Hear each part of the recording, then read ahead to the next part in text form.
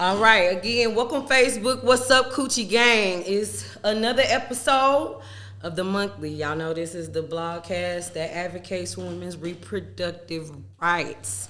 So today, of course, the title is The Period and the Paycheck. I know that sound taboo to some. I know that sound, ooh, why she say it like that to some? No, ain't nothing taboo over here. I've been telling y'all that from jump. Basically, what is it that your employer does for you when you are in dire straits with your cycle? So there is a zillion women. I don't even have hard numbers. Y'all know I usually have numbers, but I know even the most in shape, fit woman has some type of issue with their reproductive system, whether they've had a baby, whether they've not had a baby. You know what I'm saying? Whether they are intimate, whether they're not intimate, it does not matter. Every woman, even if for a short time, has experienced difficulty with their cycle and where they work. I know it sounds far-fetched, but it happens literally daily. I've had so many women DM me, snap me, or in the like about, do you know what happened when I told them I was hurting and I needed to go home? Or I was hurting and I needed to go to the hospital? Do you know they told me I couldn't even clock out? Do you know they told me that I needed to keep working? Y'all do not understand how many women have already, even before I filmed my first episode, I had so many people just, oh my God, I can relate to that. So with me, I'll just start with myself. Every job that I have ever held, with the exception of 1.5, okay? And I say 0.5 because my current employer is the 0.5. The other job, that boss was just understanding. She was a woman. She dealt with those issues. She was understanding as to what I had going on. And anytime I got sick or needed to go to the doctor, the ER, and what have you, if she wasn't taking me, she was making sure I was there, making sure I was safe, and made sure that I got home after I was medicated with whatever to aid my reproductive issue, my endometriosis.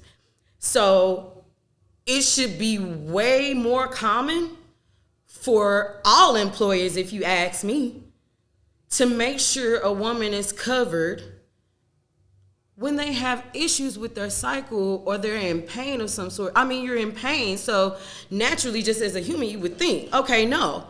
Well, no, let this person go home. Let's help this person in any way that we can. However, it does not happen like that. In a very male-dominated corporate world, of course it's going to be neglected. And there are women that are just as bad or worse that do the same thing to other women because they don't know how to not tear a woman down in any regard. And it's sad. So, like I was saying, only a couple of my jobs have really been understanding to what I had going on with my personal endometriosis.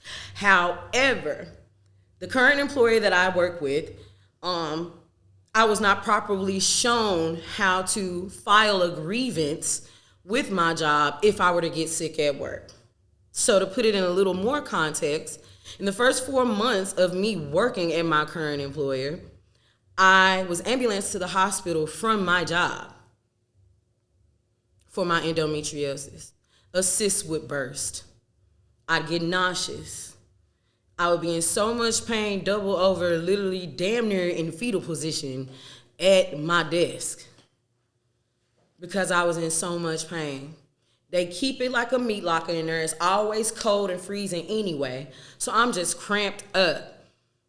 And at first, I didn't even want to say anything about it. Like, this stuff was documented in my onboarding information when I started the job. So it's not like y'all didn't know. And that was my premise on that.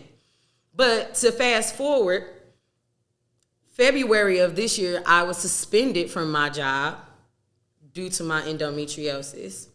So instead of them, again, properly showing me how to fill out grievances every time I went to the hospital from their building, they allowed me to accrue 6 unexcused absences, to the point 6 unexcused absences is an automatic suspension.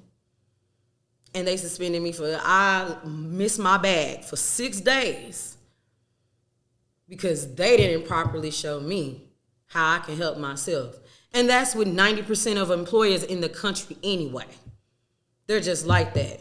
You're just a body, you just a number. They don't care about none of that. So me, the monthly, I'm here to tell y'all how y'all really can protect yourselves in the event y'all are dealing with issues like I was dealing with issues. So as of 2010, the Equality Act was initiated where any woman who deals with any type of reproductive issues, and mainly it was put in place for the condition PMDD, premenstrual dysphoric disorder. And basically it's a more mental phase of the disease. It's not so much physical, it's mental. You know how when it's like 3-4 days prior to your period and you're trying to figure out, why am I so sad? Why am I crying? Why am I crying? Why am I so hungry? That's PMDD setting in before your cycle starts. That's exactly what it is. And what jobs don't understand, especially if you're in a line of work like I am, you're in customer service, you have to deal with people all day, you're dealing with people all day, every day. So you coming into work sluggish and you trying to figure out, oh my God, how am I gonna deal with today? Dealing with my customers, dealing with the people that I gotta talk to on this phone or what have you. And I'm feeling the way I'm feeling. I'm hurting like a motherfucker. I'm sad, I'm depressed, whatever the case may be. And you go to your supervisor or your manager and you tell them you have something going on. And they tell you, oh, well, I'm sorry. I'm sorry, I can't do more. Or, the BS line that they give everybody. And now you're stuck at work. You might not have the vacation or the sick time to leave, but you gotta go. Your health is not wealth at work, basically is what I'm saying. So, like I said, the Equality Act was initiated in 2010 and it was put in place because PMDD is considered a disorder. It is considered a disability, like a mental disability. And your employer should accommodate you with said disorder. However, that does not happen. So these are the steps that I took to protect myself after my suspension. That way, I can't have my employer interfere with my personal health ever again. So with your employer, hopefully they have something like this in place. Please ask your employer about your insurance if insurance is offered. If insurance is not offered, is there a plan put in place for where I can take intermittent absences, a couple of days out of the month or what have you, so I can get myself together if I get sick, whether it be me leaving from work or I'm already at home and I have to call in. This is what you do. Make sure when you start a new job, in your onboarding information, whatever your personal file is that they will have on you, let them know, I have this condition. Put it out in black and white. They can't do nothing with that. They have that on paper. They have to accommodate that. Put it specifically, and let them know, hey, this is what this is. If in the event you come into an issue where you get sick at work or you can't go into work and your employer is trying to go heads up and tug a war with you because they feel like, oh, we can fire you, or oh, we don't have to pay you for this day or what have you because you didn't come in, that's when you always make sure your employer has some kind of FMLA, intermittent absence, leave of absence in place. If they don't have a company or a third party that works with them on that, you put it in black and white and have it with them. I need X amount of time or X amount of days out of the month every month because of this. Also, go to your doctor. Make them put it in black and white. Give you some copies. Take it to work. Have all that ammo on them.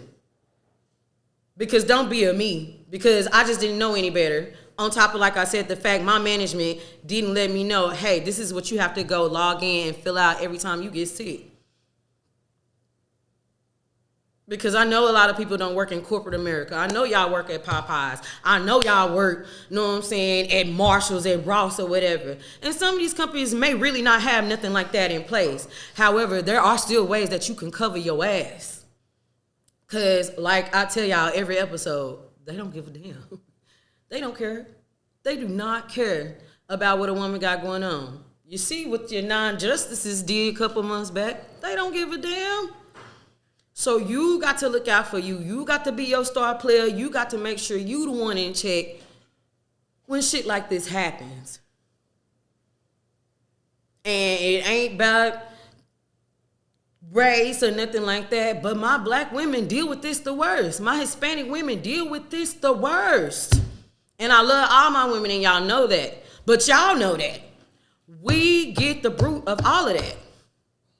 And a lot of times your employer has that info and don't want to tell you, and they don't think you smart enough to ask.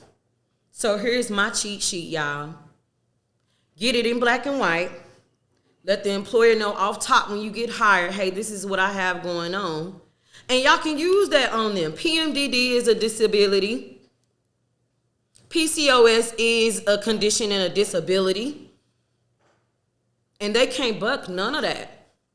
But always, y'all, it is so pertinent. It is so imperative to cover yourselves, guard and govern yourselves, because they're not going to aid us in it. They want us to slip up because, again, you're just a number. That's it. You're just a number to them. And so you got to make sure you always in check. And like I said, be your own star player and make sure you looking out for you. Because at the end of the day, nobody else is really going to do that. You got to look out for you, especially at your job, because they don't give a damn. So this was just, again, my cheat sheet to give to you guys and let y'all know, hey, there is a way. Even when it seems bleak and it's not a way. And they think you don't know one. It is one. And if your employer doesn't have insurance and stuff, get your own insurance. Ain't nothing. I got a homie from high school. She sells life insurance. I be seeing $10, $25 a month. Protect yourself so you don't have to make no GoFundMe when it's your time to go. Make sure you covered, y'all. Again, hey, look, last episode was so dope. Again, Kenya Walker, thank you again for coming through for last episode. I got so many new followers and so many new subscribers to my YouTube due to that episode. Ooh, baby. I truly appreciate y'all. Hey, y'all, guess what? I just realized the other day we coming up on 6 months in a couple months. 6 months of the monthly already. It has gone so fast. And again, I just appreciate my Coochie Gang. I appreciate for everybody's love, everybody going to read the Pain Journal, everybody going to myblogger.com, everybody listening on Apple Podcasts, iHeartRadio. I appreciate all of y'all, because if it were not for y'all, I would not be able to see these fruits of this labor, this flourishing as it is. So again, I appreciate y'all so much for always tapping in and loving on me like y'all do. Tune in next month. I'm back with another episode of the monthly. Y'all know where I'm at with it. Holla at your girl. See y'all next month.